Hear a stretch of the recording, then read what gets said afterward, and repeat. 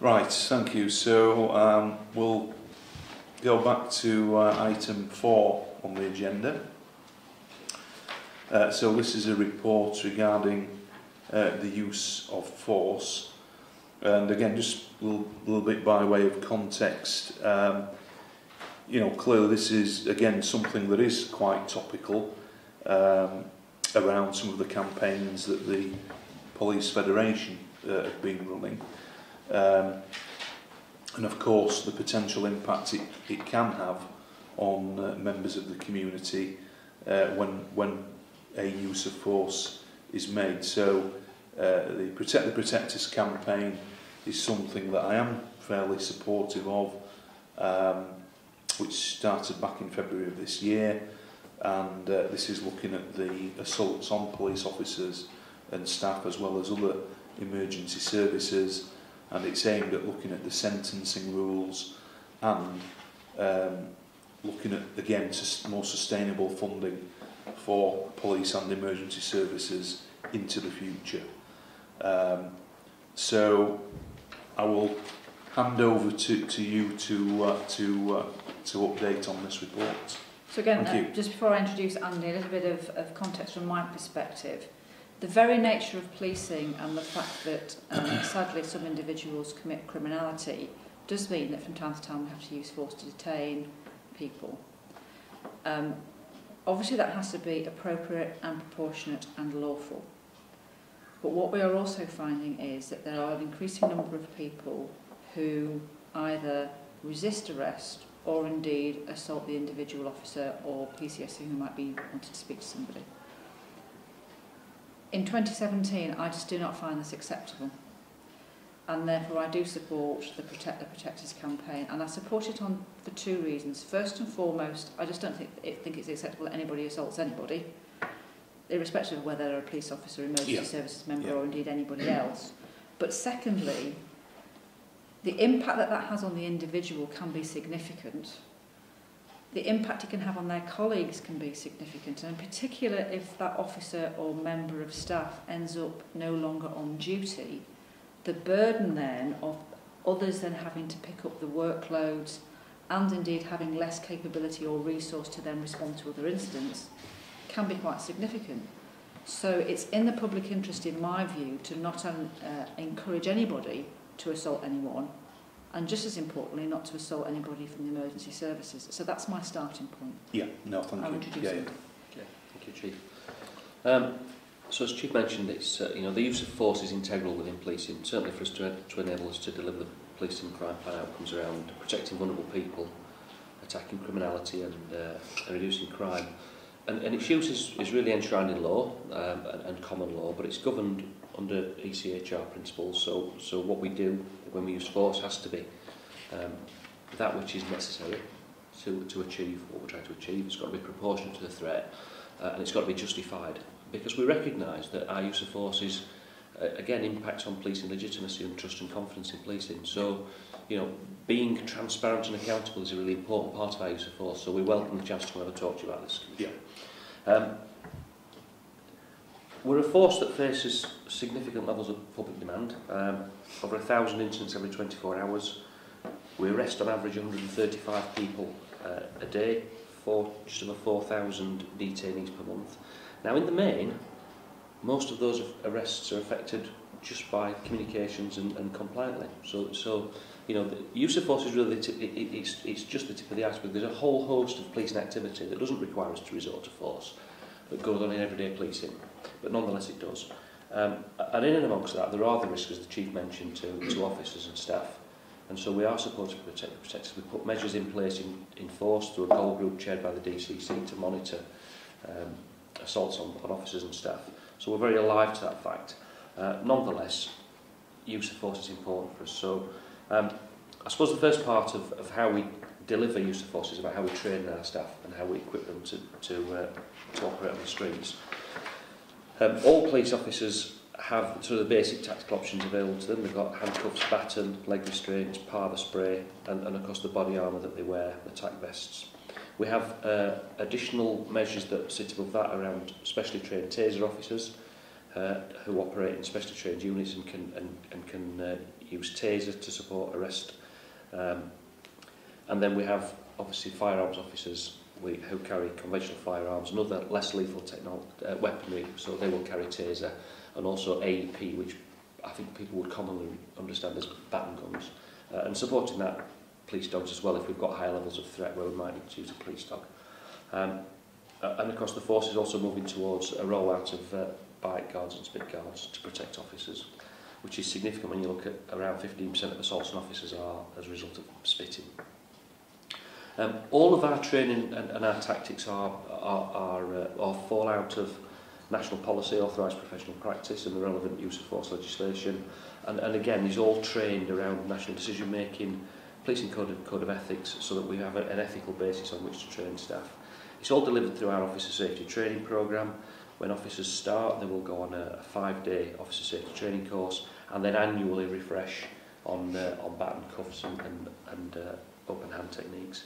Specialist officers undertake specialist training, obviously their annual accreditation for taser officers and firearm officers, etc. And all of our tactics are deployed as a result of national tactics from the National Police Chiefs Council, College of Policing and the Personal Safety Manual. So it's all wrapped up in national tactics and national policy. The biggest effect, and certainly the major part of our training, is about national decision making, so that officers are able to understand and assess threat and risk and deliver a proportionate response. And in the main, as I mentioned earlier, that is about tactical communications and empty hand skills. The vast majority of our interactions don't resort to a use of force. However, where they are used, then there are mechanisms in place for reviewing that. In addition to sort of the tactics, officers and staff also engage in the job-related fitness test to ensure that they're fit whilst they're out and about on patrol. And then in terms of refresher training, I mentioned earlier, for officer safety training there's an annual refresher.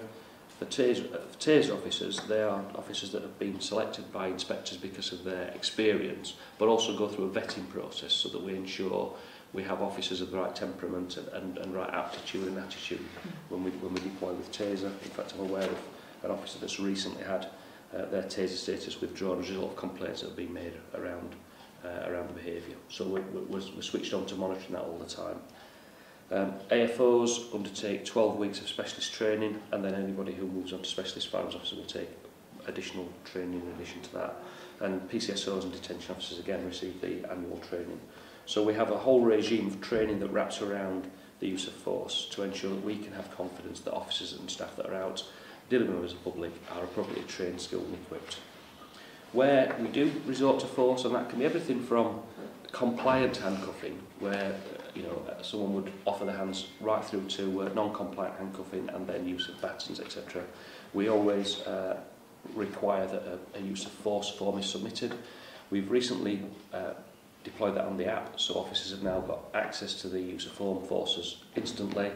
It's efficient for us to do it that way. It generates the returns nationally, and actually it gives officers the opportunity to deal with it straight there and then, rather than wait for some bureaucratic process later. And gives us a level of confidence that we can check and retain all those. In terms of other technologies that support us, you'll be aware of the investments being made in body-worn video. Again, wherever we make use of force, we will retain the body-worn evidence, which that obviously helps us, because we know from evidence that in terms of our approach to use of force, the deployment of body-worn video modifies people's behaviour, suspects' behaviour.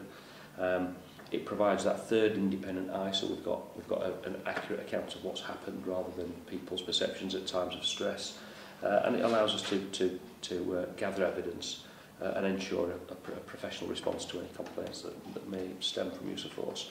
Supervisors are required to monitor at all times in terms of use of force, so that's how we kind of supervise and deploy. Just in terms of complaints, we have seen a decrease of 8% in the past 12 months on complaints of assault, which essentially are use of complaints of excessive force. That's from June to May 2016 compared to the same period in 15-16. From those complaints, there were a total of 243, which represents about 8% of all the complaints we received. 212 have been investigated and finalised. Of those 212, 22 were disapplied, which essentially means not investigated, because whoever made the complaint has then decided not to engage with the investigative process. 47 were locally resolved. 126 were investigated and not upheld. In effect, the officer's use of force was appropriate and proportionate. 2 were investigated and upheld, and 15 were withdrawn. So it shows that less than 1% were upheld.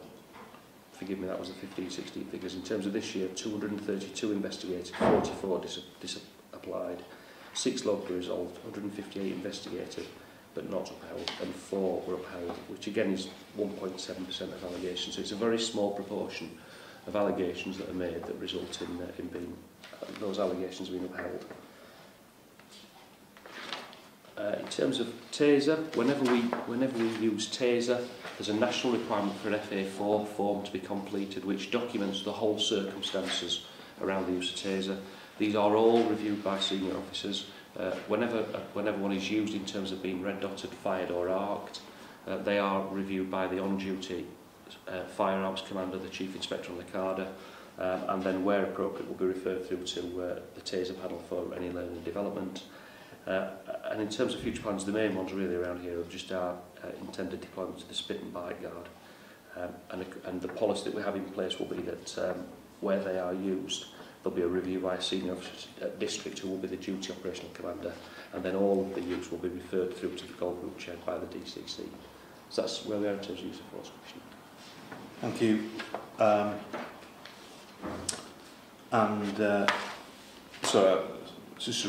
I guess just to highlight that I think as of April of this year, I think all forces are now required to provide data around use of force to the Home Office as well. So we are. Yeah. I think it is going to be a little bit problematic initially, because whilst we've been asked to provide data, we will have to work out how we do that consistently across the whole of the service.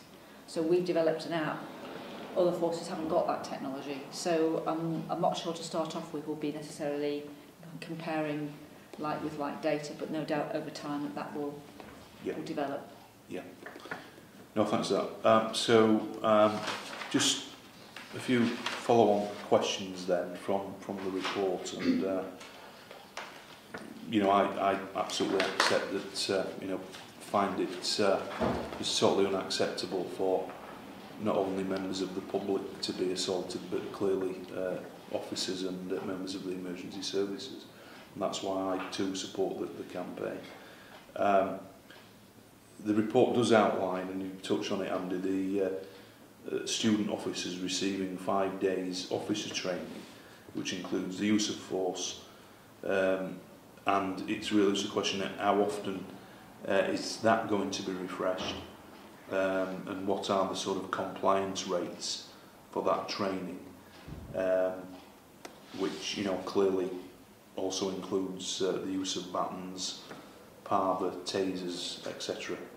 Okay, so as I mentioned earlier, Commissioner, 5 days upon appointment, which covers everything from tactical communications right through to the actual tactics around use of force. Every officer then has a 12-month refresher training, which for response officers and NPT officers and staff will include empty hand skills, tactical communications, baton, parva, and that's monitored and tracked through SLTs.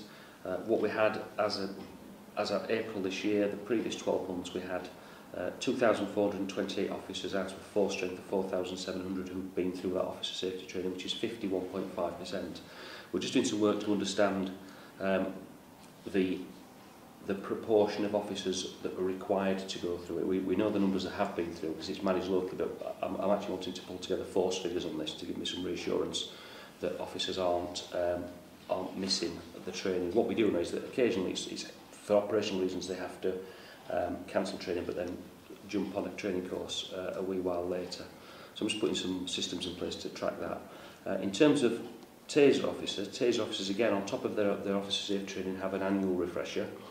What I do know is out of the 396 courses we ran last year for officers that required it, only 32 didn't attend, and that'll be for a number of reasons, including sickness absence, officers who've elected to move off taser training, So 88% compliance rate for taser training, but equally the safeguard we have in place is that if an officer gets to their 365th day of being in ticket, then they aren't allowed to carry taser anymore. So it's what we don't have is officers who don't engage in their refresher training but continue to carry taser, so that wouldn't happen, and their permits would be withdrawn. Thank you. No, that's good. Thank you. And again, I'm aware that West Yorkshire Police recently took a decision, or fairly recently took a decision, to swap from CS spray to Parva spray, and it's just a question around, has there been a post implementation review carried out, and has it had any effect on officer safety, willingness to use, ability to stop threats, etc.? Well, beware, Commissioner, there were two sort of risks around CS for us, in the sense that, first of all, CS was flammable. So if officers had deployed CS, then that removed the option for using taser if that was then required, because of the flammability. But also, there's with CS, because it's airborne, there's a risk of cross-contamination, so its use in confined areas or where officers were trying to resolve an incident could result in officers getting contamination, right. and so there was a willingness not to use it in those circumstances. Parva is entirely different. It has a very similar effect, but works on direct contact with the eye. So it has to be a direct hit in the eye rather than just being in the environment. So we are reporting now through staff that they are more willing to use it when appropriate and necessary. That its use can be more appropriate within public order tactics as well, where there isn't the risk of cross-contamination. So now we've completed the rollout. We still haven't had a full 12 months of its operational use. We will, with the new use of form app that we've designed and the annual data return, be able now to look at its use compared to CS, which we will be doing. Once we have that data, it's the intention of Officer Safety Training at Cargate to run a questionnaire of officers to determine any issues that may have arisen from its use and deployment. But the anecdotal feedback, and this includes from the operational commanders who obviously deploy in public order situations, is that officers see it as a better tactical option and are more likely to use it where appropriate. So some good early yes. feedback there. Yeah, thank you. And then finally, the report shows 243 complaints for excessive force. That's between June 16 and May 17. Actually, that only equates to 0.5% of all arrests made. So we need to put that in context, which is, just highlights the, as you say, the vast majority of compliant arrests that are made.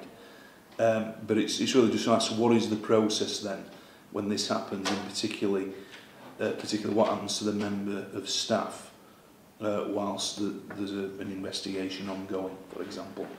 Okay, so once we receive notification of a complaint, obviously we will record all details from a member of the public, and our first duty is to preserve and retain evidence, which could include body mapping, statements, seizing body-worn video footage, etc. Once the allegation has been made, that will go to the Professional Standards Department, who will do a severity assessment. Officers will be informed that a complaint has been made against them, and then as part of that process, their sergeant and inspector will keep updated progress. They will be required to provide an account of the use of force, which is typically through a written duty statement that could involve an interview depending on the severity and how the matter has been investigated. And then at the conclusion, officers will be notified whether that's, and you'll see from the, when we look at the outcomes, of 232 that were investigated, 44 disapplied, which people suggest people have made a complaint in the sort of heat of the moment and then decided not to continue with it, maybe reflecting on their behaviour. 6 locally resolved, so there's the opportunity to locally resolve. 158 investigated and not upheld, that's where the officer's use of force was appropriate. And 4 investigated and upheld, and 20 withdrawn. So throughout that process, the officer obviously is a professional witness and will be treated as such. There is the opportunity upon the severity assessment. There are options for us to place restrictions on officers, or indeed to suspend officers, but that's not routine in these matters. But of course that could happen. So at the conclusion of the investigation, the officer will be notified of the outcome and matters resolved in that sense. However, it's appropriate to say, recently the chief dismissed an officer for inappropriate use of CS gas, and I believe was subsequently convicted of an assault at court as well. So, you know, there's a whole range of outcomes available, but the important issue there is that officers are supported as professional witnesses, and the investigation is proportionate and appropriate to the matter in hand. And it happens in a relatively as quickly as possible, does it, for all concerned? Absolutely. Yeah. And yeah, because I guess body-worn footage has potentially helped in some of these cases, or I know it's not always possible to capture some of this, but has that contributed? Yeah, to we're certainly seeing now that increasingly now we're using body-worn videos rolled out across every district in the force. It's increasingly we're seeing body-worn video footage from all incidents that officers are attending. We have examples of how people have made complaints. The body-worn video footage reveals what actually happened, and complaints are withdrawn immediately. But similarly, whilst it might not capture everything just because of the angle of the camera, it captures the environment, it captures the noise, the sound, and it provides corroboration. So it does help us in terms of investigation, and it's immediately available to us. Yeah. No. Right. Thank you. No, that's thanks for that report. That's been very interesting and insightful into some of the issues that are faced with that.